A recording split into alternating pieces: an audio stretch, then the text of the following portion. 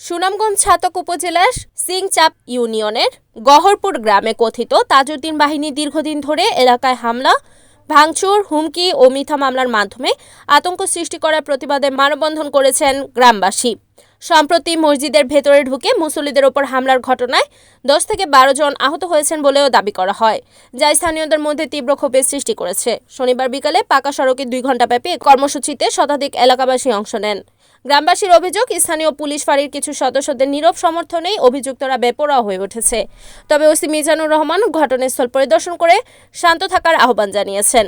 এলাকার শান্তি ফেরাতে দ্রুত নিরপেক্ষ তদন্ত ও জড়িতদের বিরুদ্ধে আইনগত ব্যবস্থা নেওয়ার দাবি জানিয়েছেন মানববন্ধনের বক্তারা। পরিস্থিতি নিয়ন্ত্রণে কার্যকর পদক্ষেপ না নিলে বড় ধরনের সংঘর্ষের আশঙ্কাও প্রকাশ করেন তারা।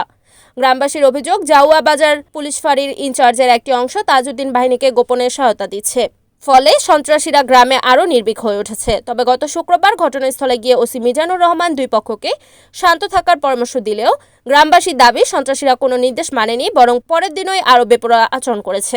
মানববন্ধনে বক্তব্য রাখেন ইজাদ্দুর রহমান, সৈয়দ আলী, সিকন্দর আলী, আব্দুল জব্বার, জুনাব আলী, আব্দুর রহিম, আব্দুর বারী, আব্দুর রহমান, আওয়াল শাহ, ওসমান আলী, কামাল মিয়া, আলামিন, সমুজ আলী, তখদ্দুস আলী, মুজিবুর রহমান, পিয়ন, তৈমুস আলী, মঈনুদ্দিন, আলাউদ্দিন, সেলিম আহমেদ সহ আরও অনেকে।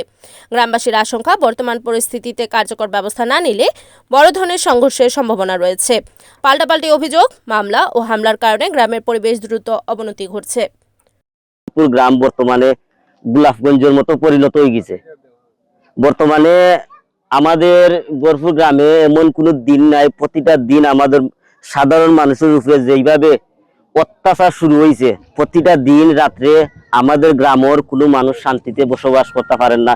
মানে আমরা আপনারা কাছে আমরা বিচার চাই, আর প্রশাসনের কাছে বিচার চাই। আর আমরা খেটে খাওয়া সাধারণ মানুষ, দিনমজুর, কৃষক, শ্রমিক, আমরা কিভাবে বাঁচবো এই তাজউদ্দিনের হাত থেকে? সন্ত্রাসী কায়দায় আমাদের উপর, সাধারণ মানুষের উপর অত্যাচার, নির্বিচারে হামলা চালিয়েছে। আমি আরেকটি কথা সংক্ষেপে আপনাদের কাছে বলতেছি। গতকালকে শুক্রবারে ওসি মহোদয়, ছাতকের ওসি মহোদয়, উনি এসেছিলেন আমাদের এখানে।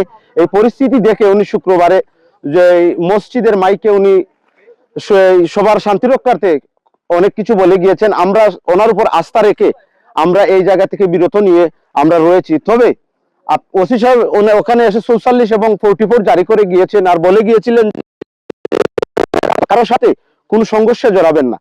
তাই এই মর্মে আমরা নীরবতার দিকে ওনার হাত চেয়ে রয়েছি। আশা করেছি উনি আমাদেরকে সান্ত্বনা দিবেন এবং সুষ্ঠু একটা সমাধান নিয়ে আসবেন।